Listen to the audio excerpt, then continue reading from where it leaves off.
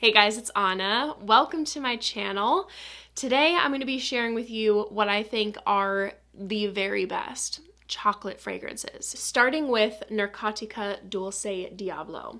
This is going to be the most dense chocolate fragrance on the list, and usually that's not the direction I like my chocolate perfumes to go in, but this is fantastic. I wouldn't change a thing about it. Out of my chocolate collection, this is definitely in my top 3. And it's also one of my most complimented. This thing pulls the attention. It's very gourmand, but it's a very refined, luxurious gourmand. This is chocolate, vanilla, apricot, and booze. It's creamy, sweet, warm. Also, normally I don't like a fruity chocolate unless it's a red fruit. I do like strawberry, cherry, and raspberry with chocolate, but I absolutely love this perfume. The apricot just works, and I get all day wear with strong projection. Then I would say Qissa Delicious from Paris Corner is absolutely just the most fun chocolate perfume I have.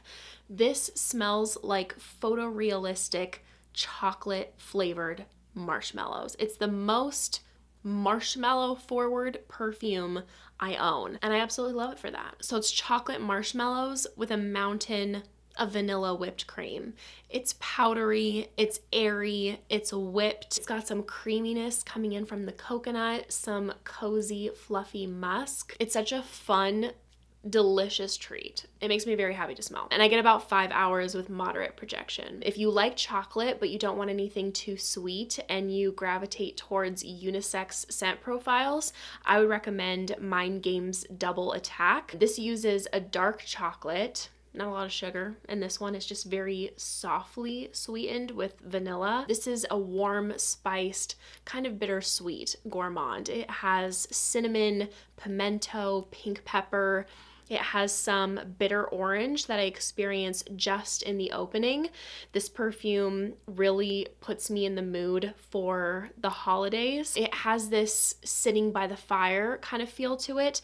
The woody notes smell a bit toasty. There's a light smokiness to the scent. Nothing crazy, but a bit of that. So if you like a spicy, little dark, roasted gourmand, I would try Double Attack. And I get about 8 hours with moderate projection. My number one absolute favorite chocolate fragrance, nothing even comes close to it, honestly, is Guerlain Gourmand Coquin, or now renamed, rebottled as Fève Gourmande. I really don't know how they did it. This smells so refined. For me, this just has a magical quality.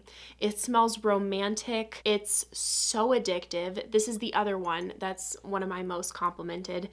In fact, I don't think there's been a single time that I've worn this and I haven't gotten a compliment. This is a boozy powdered chocolate. The chocolate smells like it's leaning towards the dark chocolate side, but it doesn't go too dark where it smells bitter. Like there's the perfect amount of sweetness.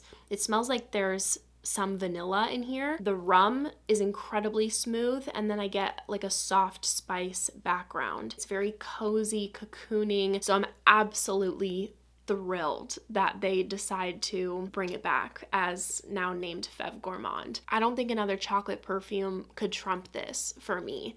If that day comes, I will be absolutely flabbergasted. I get about 6-7 hours with moderate projection. Then we have Navitus Venom of Love. Not too much going on here. It literally smells like a chocolate covered cherry. It smells fantastic. Dark chocolate, juicy, deeper, ripe cherry with a boozy twist. There's also cherry brandy in here. That cherry is complemented with almond cream. There's some vanilla to sweeten things up a bit. And then there's amberwood in the base to ground it, give it a little bit of depth. But all in all, it smells like a chocolate covered cherry. And that smells damn good. I layer it with a million things, and I get all day wear with a moderate projection. A new release from Parfumeur, Iris Cartagena. This is a beautiful, very unique, earthy, unisex gourmand. Personally, I love the earthy notes that come through in this scent.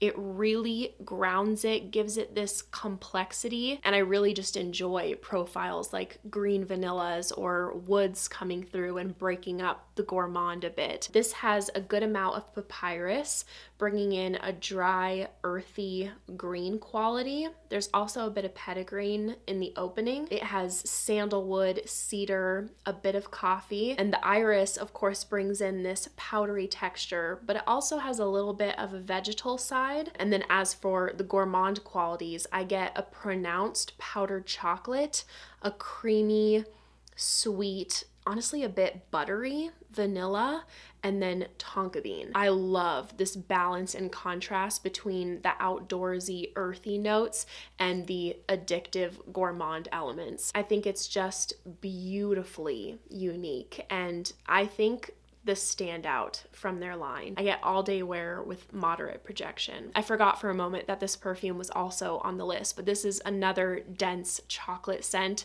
Chocolate Queen from Navitus. I used to own this perfume, loved it. I had to declutter it, nothing wrong with the perfume at all.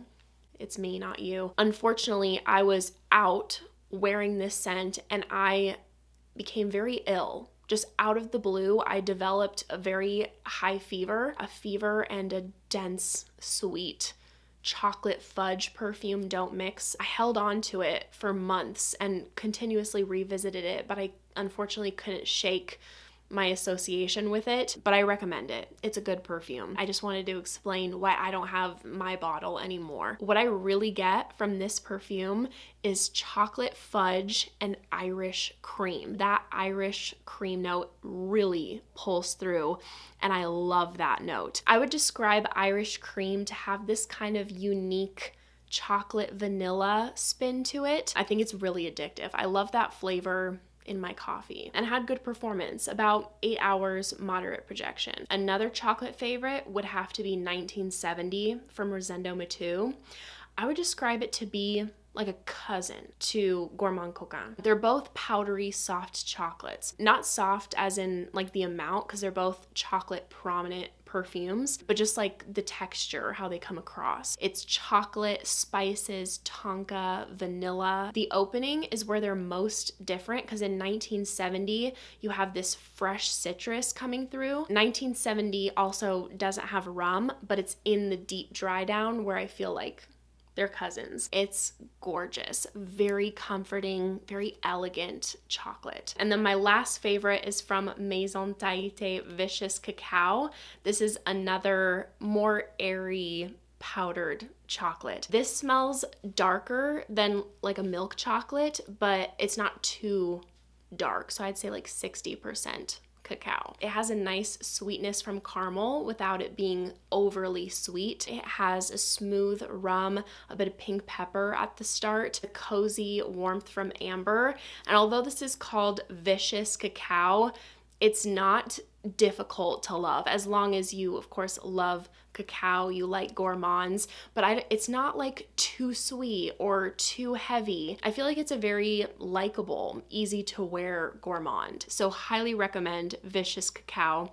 I used to own a bottle, but I decided to let it go just because every time I was in the mood for this kind of scent profile, I just found myself wanting to reach for Gourmand Coquin. And it's not that they smell too similar. It was just this overarching profile. Like when I'm in the mood for that, I just wanted to wear Gourmand Coquin. But Vicious Cacao is very good. It's one of my favorite chocolate perfumes I've smelled. And I got about 5 hours with a softer projection. Thank you guys so much for watching. I hope you enjoyed. If you did, make sure to give this video a big thumbs up and make sure to subscribe down below if you haven't already. If you want to see me in any more videos, I'd appreciate it so, so much.